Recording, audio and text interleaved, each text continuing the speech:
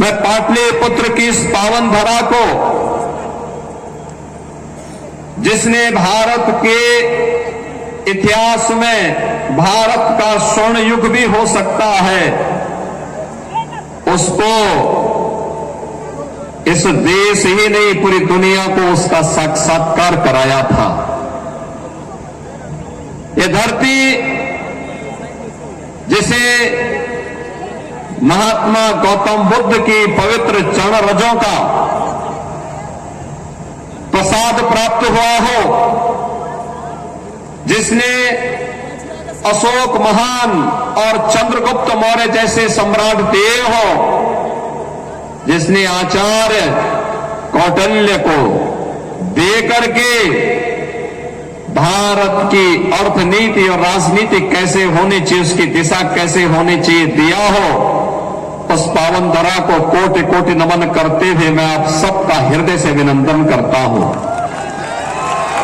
बहनों और भाइयों, इतिहास अपनी आंखों के सामने बनाते हुए इस पावन धरा ने देखा है, उसका साक्षी रही है, उसका साक्षात्कार भी किया है। और इसीलिए तो गुरु गोविंद सिंह महाराज की भी पावन जन्मभूमि यही पाटलिपुत्र है। उन्होंने शंखनाद किया था, देव शिवा पर मोहि इहे शुभ कर्मन ते कबहो न करो, यानी शुभ कर्म से कभी भी पीछे मत हटो। और बहनों और भाइयों, जब हम लोग लोकतंत्र के इस महापर्व के साथ संवाद करने के लिए आए हैं, तो भारत के भविष्य के लिए इससे शुभ अवसर दूसरा हो ही नहीं सकता है, जो आज आपको भारत की संविधान ने, भारत के लोकतंत्र ने ताकत दी है। आपका एक वोट कैसे देश की तस्वीर और तकदीर को बदल सकता है, पिछले 10 वर्ष में बदलते हुए भारत को आपने देखा है। बहनों, बदलते हुए भारत को आपने देखा है। आज से 10 वर्ष पहले का भारत क्या था? न सुरक्षा थी, न सम्मान था, न विकास था और न ही गरीब का कल्याण था। एक ऐसा भारत था, सुबह अखबार पढ़ते ही जैसे ही सामने अखबार आता था, पहली हेडलाइन उसमें होती थी सरकार के किसी भ्रष्टाचार की। कांग्रेस और आरजेडी सरकार के भ्रष्टाचार की पहली हेडलाइन होती थी। और सायंकाल जैसे दिन ढलता था, किसी बड़ी आतंकी वारदात की खबर आती थी। हम लोग सांसद थे, संसद में मुद्दा उठाते थे, आंदोलन करते थे कि आतंकवादियों से निपटो, तो इस वो सरकार कहती थी आतंकवादी सीमा पार के हैं। बहनों और भाइयों, आज का भारत आप देखिए कहां हम पहुंच गए। दुनिया में सम्मान है, सीमाएं सुरक्षित हैं, आतंकवाद और नक्सलवाद समाप्त। अब तो जोर से पटाखा भी फट जाए तो पाकिस्तान पहले सफाई देता है, कहता साहब मेरा हाथ नहीं है, क्योंकि मजबूत हाथों में भारत का नेतृत्व है। और मैं तो बार बार कहता हूं, जो लोग पाकिस्तान का राग अलापते हैं, मैं उनसे कहता हूं काहे भारत में बोझा बने हुए हो, पाकिस्तान में जाओ। अरे हिंदुस्तान तो 80 करोड़ लोगों को फ्री में राशन दे रहा है, 4 वर्ष से मोदी जी दे रहे हैं। और पाकिस्तान में 23 करोड़ लोग भूख से मर रहे हैं। कुल 23 करोड़ की आबादी है। मोदी जी ने 10 वर्ष में जितनी पाकिस्तान की आबादी है, उससे बड़ी आबादी को गरीबी रेखा से उभारने में मोदी जी ने योगदान दिया है। तो जो लोग पाकिस्तान का राग अलाप रहे हैं, बहनों और भाइयों, इनको पाकिस्तान में भीख भी कोई देने वाला नहीं है, क्योंकि जो स्वयं भूखा मर रहा है वे क्या दूसरों का पेट भरेगा। ये नया भारत है। आज विकास हो रहे हैं, 2 लेन, 4 लेन, 6 लेन, 12 लेन के हाईवे, एक्सप्रेसवे, ट्रेन के नए नए मॉडल, वंदे भारत, अमृत भारत, नमो भारत के रूप में, पब्लिक ट्रांसपोर्ट के लिए मेट्रो, रोपवे की सुविधा, कनेक्टिविटी के 72 medical college, AIIMS, IIT, IIM, IIIT, NIT, world class university का निर्माण और देश के अंदर लोगों को शुद्ध पेयजल उपलब्ध कराने के लिए हर घर नल की योजना, नल में जल हो, इसकी सुविधा भी पूरे देश के अंदर उपलब्ध करवाने का कार्य मोदी जी के नेतृत्व में हो रहा है। गरीब को राशन है तो फ्री में उपचार की व्यवस्था भी है। 60 करोड़ लोग फ्री में उपचार की सुविधा प्राप्त कर रहे हैं। बहनों और भाइयों, 12 करोड़ किसानों के लिए किसान सम्मान निधि है, तो गरीब के घर में शौचालय भी है। मोदी जी ने अयोध्या में रामलला को ही विराजमान नहीं किया है, 4 करोड़ गरीबों के भी मकान बनाए हैं। और मोदी जी की घोषणा है 4 जून को जब फिर एक बार मोदी सरकार बनेगी, तो मोदी सरकार बनते ही 70 वर्ष से ऊपर के प्रत्येक व्यक्ति को प्रतिवर्ष 5 लाख रुपए फ्री में उपचार के लिए उपलब्ध करवाने का काम करेंगे। कोई भी व्यक्ति हो, उसकी जाति, मत, मजहब से कोई मतलब नहीं, वह 70 वर्ष का है, उसको सुविधा मिलेगी। जितने बचे हुए गरीब हैं उनके मकान मिलेंगे।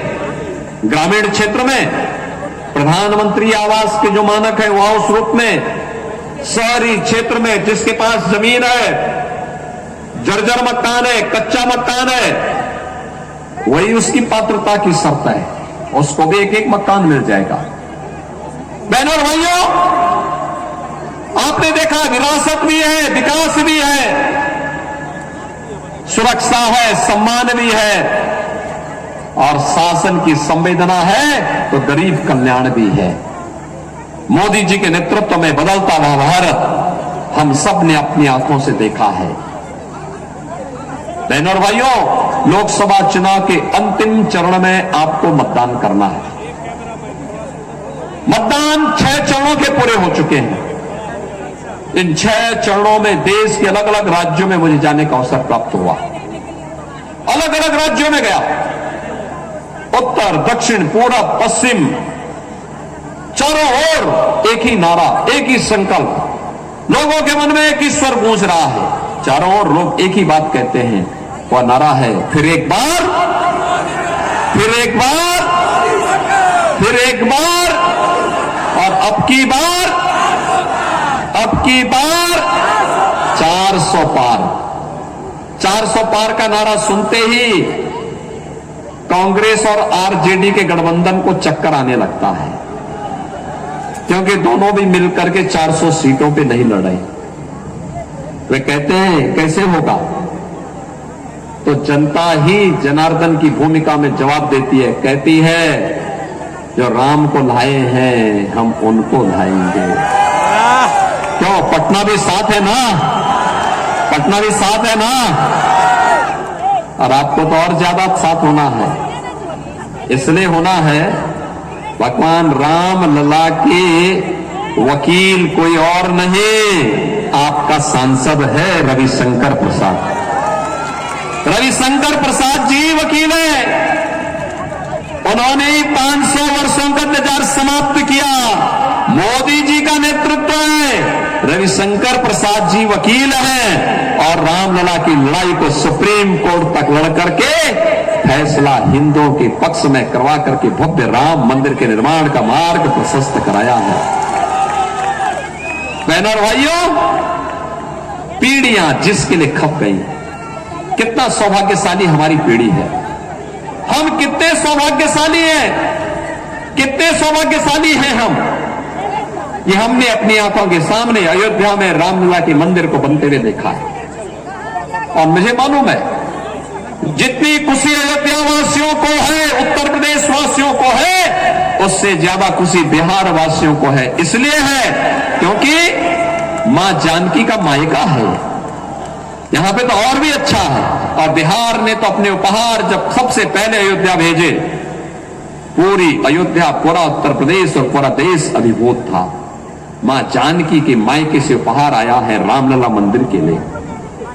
बहनों और भाइयों, ये पुण्य का भागीदार मोदी जी के नेतृत्व में आपके सांसद ने पूरे भारत के सनातन धर्मावलंबियों को बनाया है कि हम उस पीढ़ी में हैं जो पीढ़ी कह हमने राम मंदिर के निर्माण को अपनी आंखों से देखा है, रामलला को अपनी आंखों से विराजमान होते हुए देखा है। और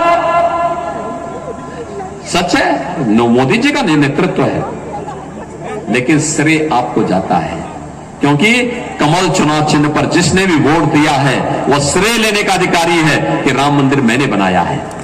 आप बोलिए कि राम मंदिर हमने भी बनाया है, क्योंकि हमने कमल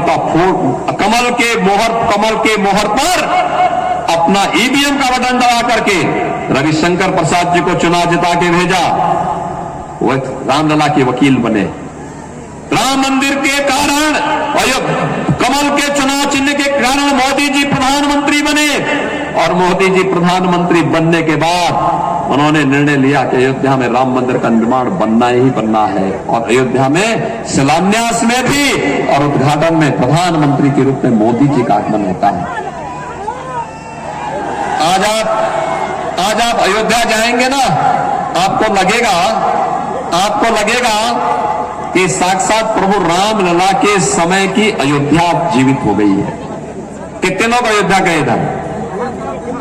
मैं संजीव चौरसिया जी से कहूंगा, वे उत्तर प्रदेश के वहां के सह प्रभारी भी हैं।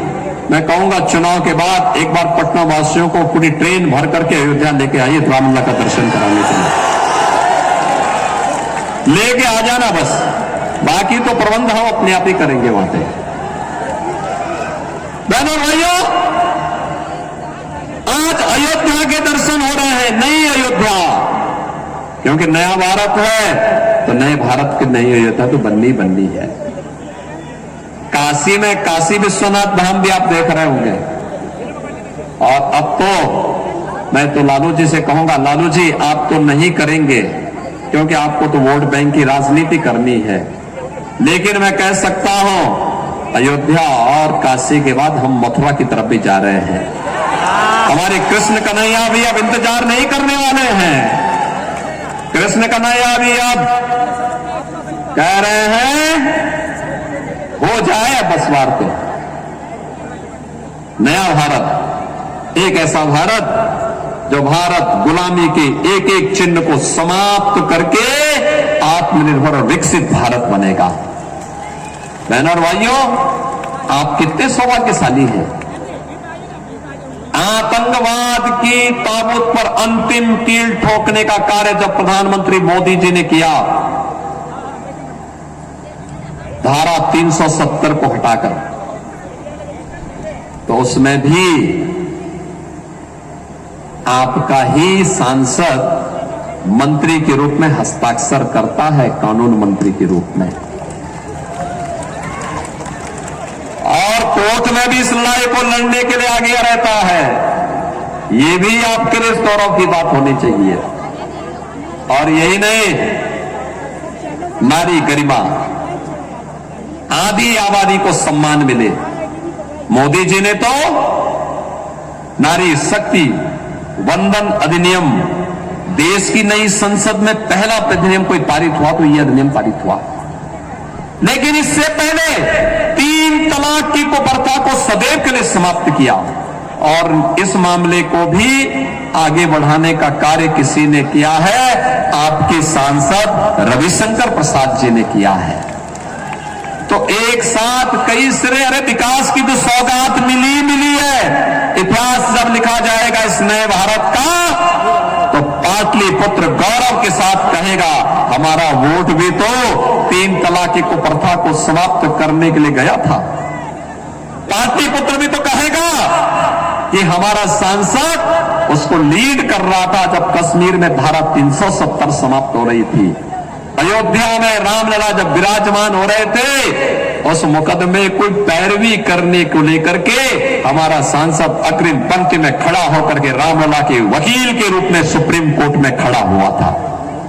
बहनों और भाइयों, ये गौरव सबको नहीं प्राप्त होता है, ईश्वर किसी किसी को ये गौरव देता है, और इसीलिए मैं आज आपके पास आया हूं।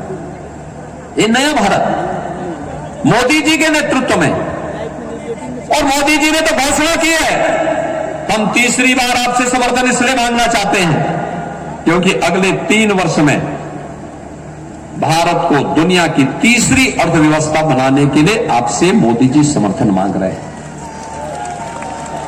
2047 में भारत दुनिया की एक महाशक्ति हो, आत्मनिर्भर और विकसित भारत के लिए आपसे समर्थन मांग रहे हैं। मैं पूछना चाहता हूं, कांग्रेस और आरजेडी का जो गठबंधन, चुनावी गठबंधन किया है, इनके लिए सत्ता किसके लिए चाहिए? क्या ये देश के लिए, आत्मनिर्भर भारत के लिए लड़ेंगे क्या?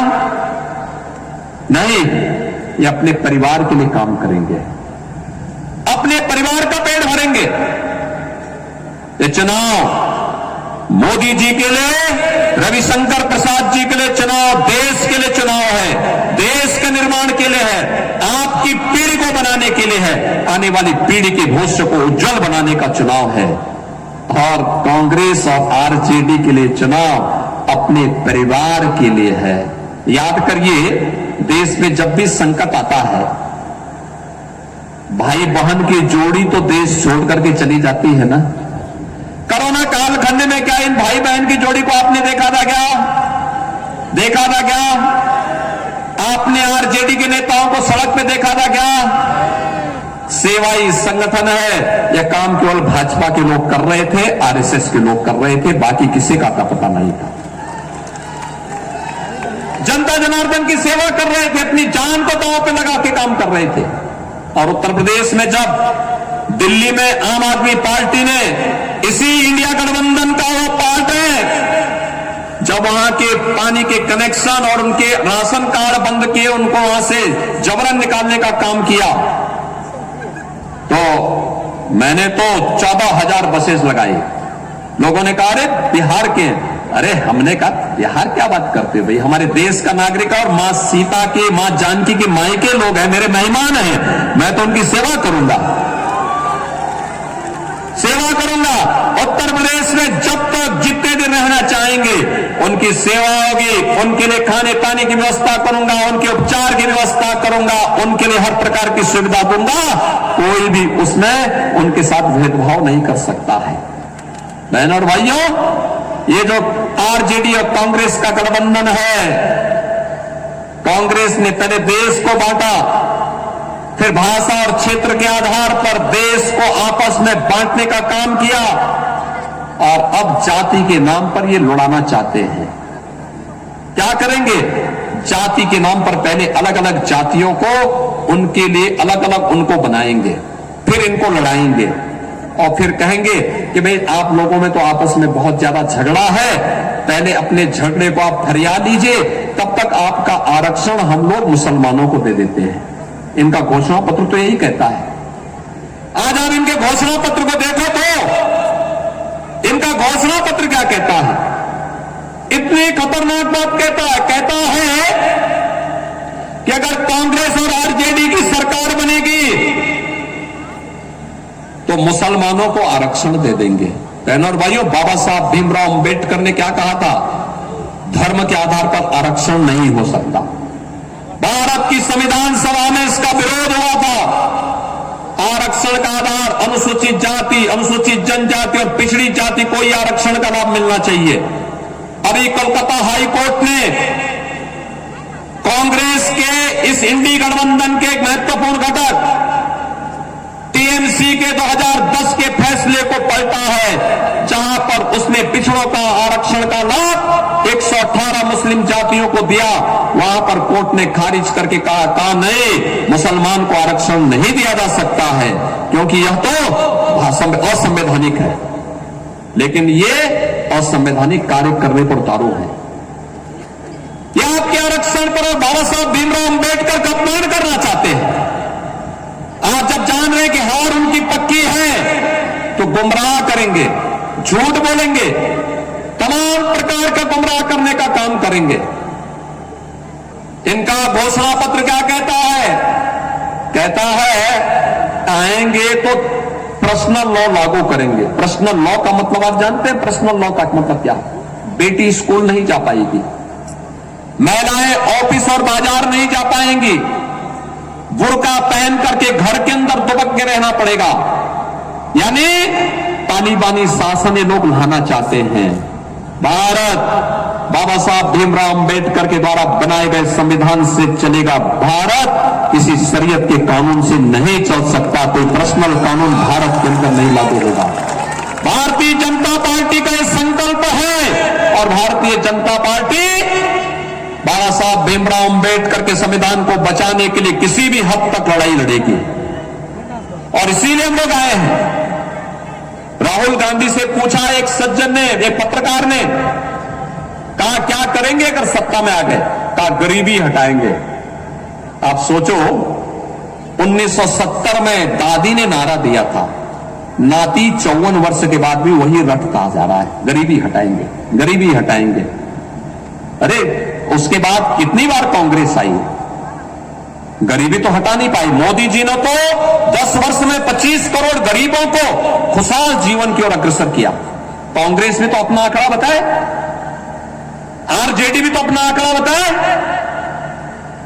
लेकिन ये कहते हैं गरीबी हटाएंगे। कहा गरीबी हटाएंगे लेकिन क्या करेंगे?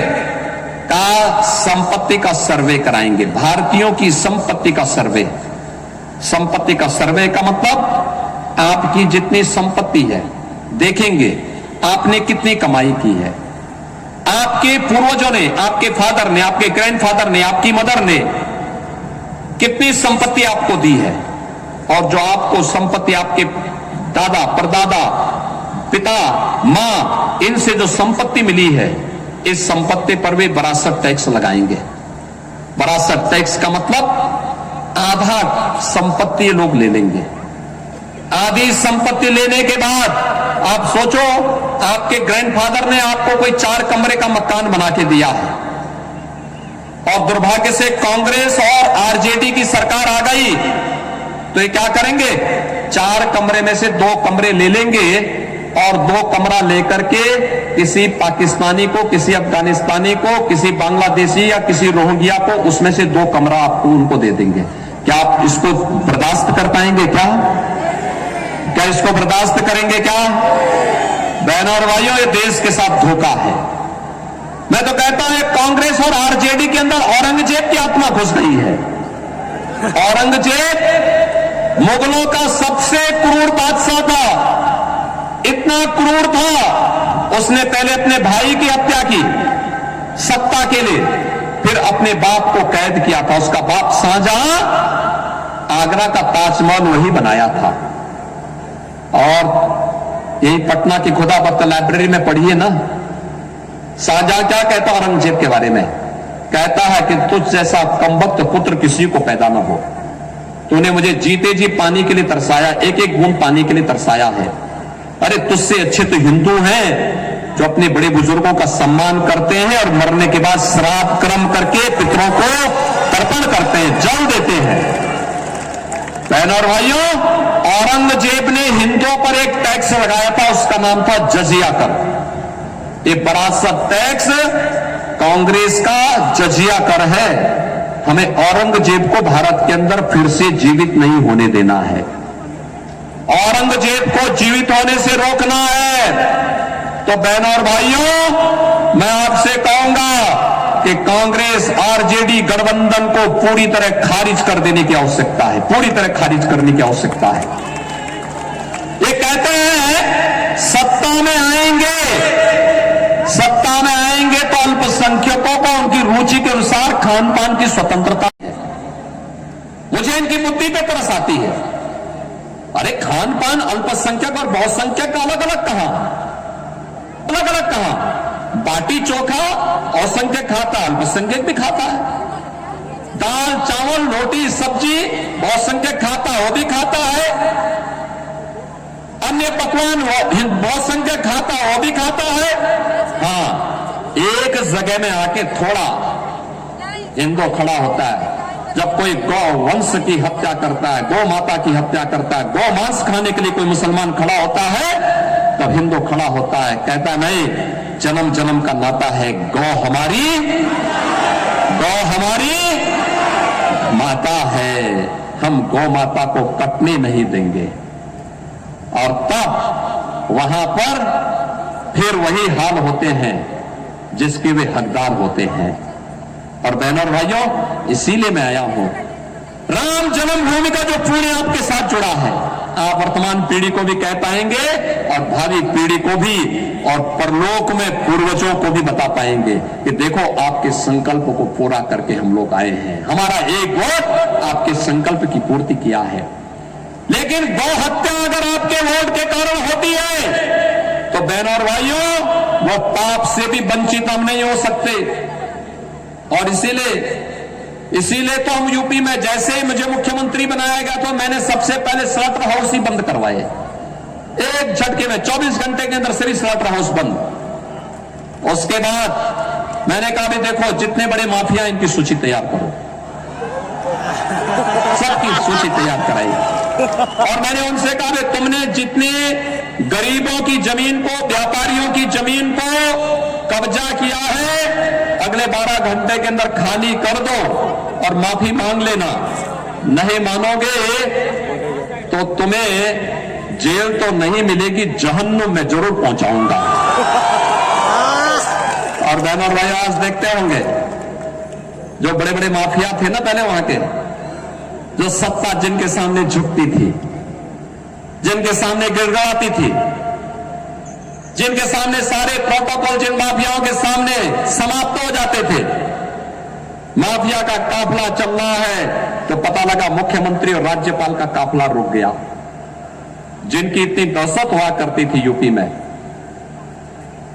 आज जब उनको पकड़ करके लाया जाता उनकी पैंट पहले गीली हो जाती है कोर्ट में, गले में तख्ती लटका के भीख मांगते, कहते साहब थैली लगा के पेट भर दूंगा, बस बकस दो, एक बार जान बकस दो। मैं कहता हूं देखो तुमने न जाने कितने गरीबों को मारा है, कितने निर्दोषों को मारा है। अरे तुम्हें वैसे भी जहन्नुम में जाना है, समय रहते चले जाओगे तो ठीक रहेगा। और बहनों और भाइयों आज आप देखते होंगे उत्तर प्रदेश अतिक्रमण से मुक्त, कर्फ्यू से मुक्त, दंगों से मुक्त। कोई दंगा सुना यूपी में? हो ही नहीं सकता, हो ही नहीं सकता। कर्फ्यू का नाम यूपी में लोग भूल जाएंगे अगले 2-3 वर्षों में। और बहनों और भाइयों, बाकी जो बचा हुआ था वह काम बुलडोजर ने पूरा वहां कर दिया है। और इसीलिए मैं आया हूं आपसे कहने के लिए, ये बिहार के नाम को बदनाम करने वाली आरजेडी और कांग्रेस, जिसने हमारे बिहार के प्रतिभावान युवाओं के सामने पहचान का संकट खड़ा किया था। मुझे तरस आती है, देश को नेतृत्व देने वाला बिहार आरजेडी और कांग्रेस ने कहां पहुंचा दिया था। पहचान का संकट आ गया था बिहार के सामने।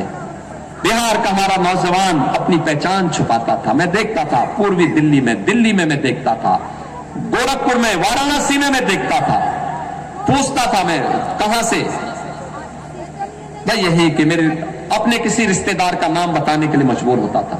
मैं कहता था यार बिहार के हो, क्यों नहीं बोलते बिहार के हैं? बोलो बिहार में हमें गौरव की अनुभूति होनी चाहिए। हम बिहार से क्यों, बिहार तो देश को नेतृत्व दिया है, भारत के इतिहास का स्वर्ण युग बिहार ने दिया है, यही पाटलिपुत्र ने दिया है। क्यों हम बिहार के नाम से संकोच करते हैं? लेकिन ये आरजेडी और ये कांग्रेस बिहार के नाम को डुबोने वाली पार्टियां हैं। और जिसने हमारे सामने पहचान का संकट खड़ा किया हो, जिसने माफियाओं को अपने गले का हार बनाया हो, जिन्होंने यहां की बेटी और यहां के व्यापारियों के सामने सुरक्षा का संकट खड़ा किया हो, और जिन्होंने आज भी रामद्रोही होने का अपनी पहचान समाप्त नहीं कर पाए हैं, ऐसे लोग नहीं आने चाहिए। बहनों और भाइयों, ऐसे लोग कतई सत्ता में नहीं आने चाहिए, कतई नहीं आने चाहिए, उनको वोट भी नहीं देना चाहिए। और मैं तो आपको बता रहा हूं, मैं देखो भगवान राम ने स्वयं भी कहा, एक बात कही, एक चौपाई तुलसीदास जी ने लिखी। उन्होंने क्या लिखी? उन्होंने कहा शिवद्रोही मम दास कहावा, सो नर मोहि सपनेओ नहीं पावा। उन्होंने कहा कि अगर कोई शिवद्रोही मेरा भक्त कहलाना चाहता है, वह सपने में भी यह कल्पना न करे। और यहां तो आपके साथ सीधे सीधे रविशंकर हैं। रविशंकर प्रसाद जी आपके प्रत्याशी हैं अगर कोई उनका विरोध कर रहा है, क्योंकि वे तो रामलला के वकील के रूप में हमें उनको देखना है, अगर कोई उनका विरोध कर रहा है और अगर वह कहता है कोई सपना आपको दिखा रहा है, सपने को खारिज करिए, कहे नहीं भाई रामलला के वकील को हमें जिताना करके भेजना है, जीतेंगे रविशंकर प्रसाद जी, कोई संदेह नहीं बहनों भाइयों, कोई संदेह नहीं, कोई संदेह नहीं। लेकिन बहनों भाइयों, जब रामलला 500 वर्षों के बाद अयोध्या में विराजमान हुए हैं, 500 वर्षों के बाद विराजमान हुए हैं, गुलामी के चिन्हों को समाप्त किया गया है, तब हमारी जिम्मेदारी क्या बनती है कि रविशंकर प्रसाद जी रिकॉर्ड वोटों से चुनाव जीत करके जाए। रिकॉर्ड बनना है। पटना रिकॉर्ड बनाएगा, बनाएगा, बनाएगा। थोड़ा दोनों हाथ लाके मुझे थोड़ा स्वस्थ करो। आपकी आवाज दिल्ली तक पहुंचनी चाहिए, मोदी जी तक आपकी आवाज पहुंचनी चाहिए। रिकॉर्ड बनाएगा, लेकिन रिकॉर्ड बनाने के लिए आपको अगले 3 दिन का उपयोग करना है। करेंगे?